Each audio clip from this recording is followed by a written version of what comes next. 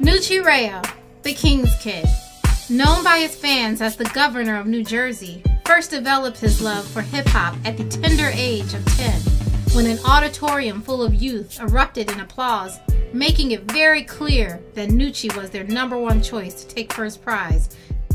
Yeah, I remember that like it was yesterday. That was at Grover Cleveland School, school across town in Rahway, New Jersey, where I'm from. I'm from a neighborhood called Down Brennan.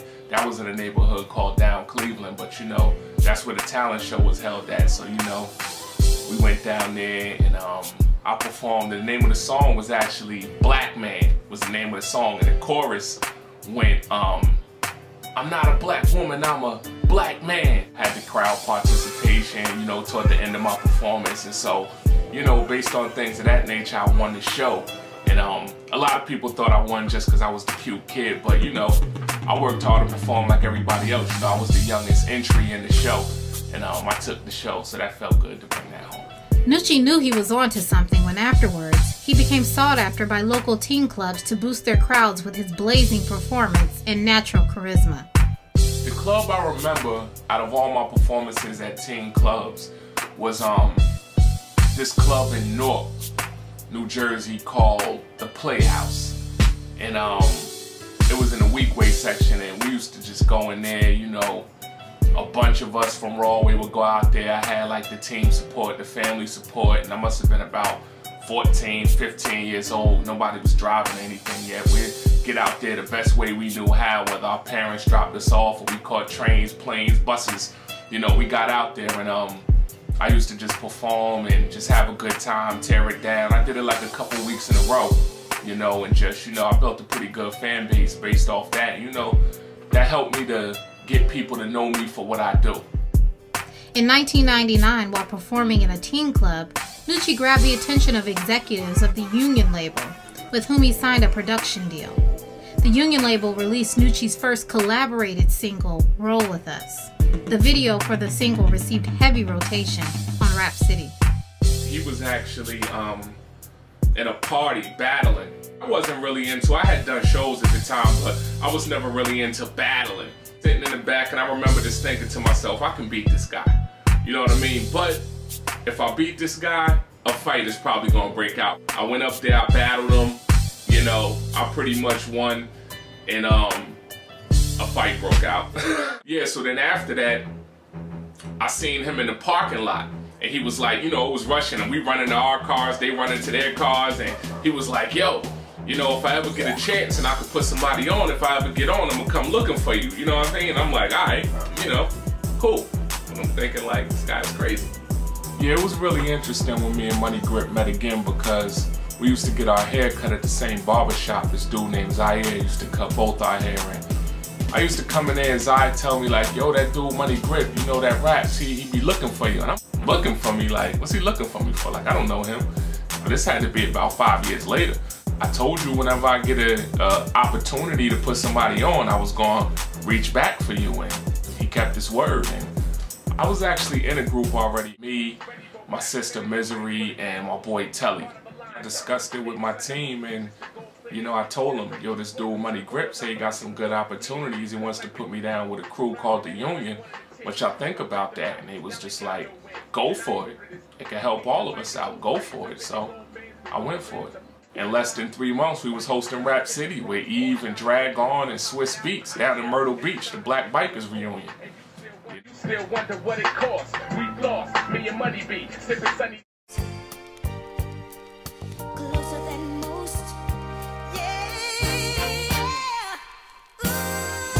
In 2000, MCA record executive Don Pooh recognized Nucci as a lyrical mastermind and offered financial backing for the purpose of recording his first album, American 21. It was then that Nucci began getting heavy nods from executives throughout the industry, making way for him to blaze the stage with heavy hitters such as Nas, Busta Rhymes, and most recently, Lil Wayne.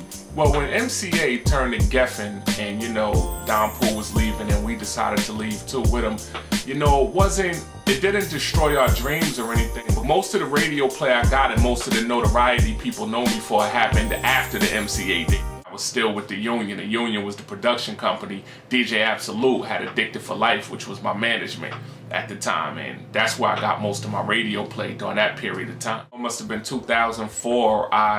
That's around the time I quit smoking, quit drinking, and just decided, you know, I need to be focused at this point. I need to pay attention to what's going on and, you know, get my life right and get my career straight. And, you know, really focus, really buckle down and stop treating this experience and stop treating these opportunities like it's a game, a once in a lifetime opportunity, and I was playing with it. I do it. Yeah, Addicted for Life. Junior, we here. My niggas up in Washington Heights got to feel me on this one, man. Home of the Haze. Me and Absolute parted ways because we had creative differences. It was nothing personal, it was all business.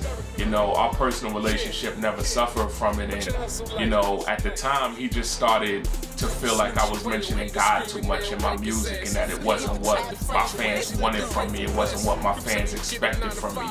But it was what was in my heart at the time, it was what was real to me, so, you know, it came out in my music. Out of the abundance of the heart, the mouth speaks. They almost let me get it wrong, but not mine, let your will be done, even if they got to kill me. One.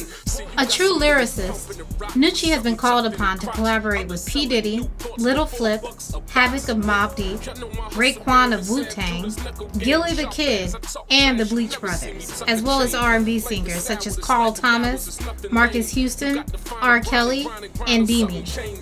In 2005, Nucci released Welcome to Nucci Jers, featuring his hit single, Pray For Me, which received heavy radio rotation from notorious Hot 97 DJs. Nucci is actively heard on mixtapes from DJs throughout the country and collaborated with recording artist Jaheim on his hit single, I've Changed, which also featured Keisha Cole. In June 2007, Nucci's all-around talent led to his being cast in a co-starring role in the hit gospel play entitled Don't Count Me Out. You know what, that's it. Get up. I'm gonna smoke you right now. Get up! Well, my mother had been doing theater for over 15 years, so of course, you know, I heard about plays before, but I never thought about being in one or being involved with one. You know, it was just a favor I was doing for my mother. You know, she needed somebody to score the play and, you know, to do all the music, and I said, okay, I'll do it. I mean, you can't say no to your mother anyway, you know, especially when your studio is in her house, you know. The play was called Don't Count Me Out. It was about a man named Dre who was coming home from prison after 10 years, and I played a character of Brendan who was actually dating his wife at the time. This man is not your enemy, Dre. Satan is your enemy. Man, things got heated at certain points, but he got his life back together even after 10 years, and he got the revelation of the fact that Jesus died for our sins. You have to focus when you're doing the music, when you're doing the score, and you got to really pay attention.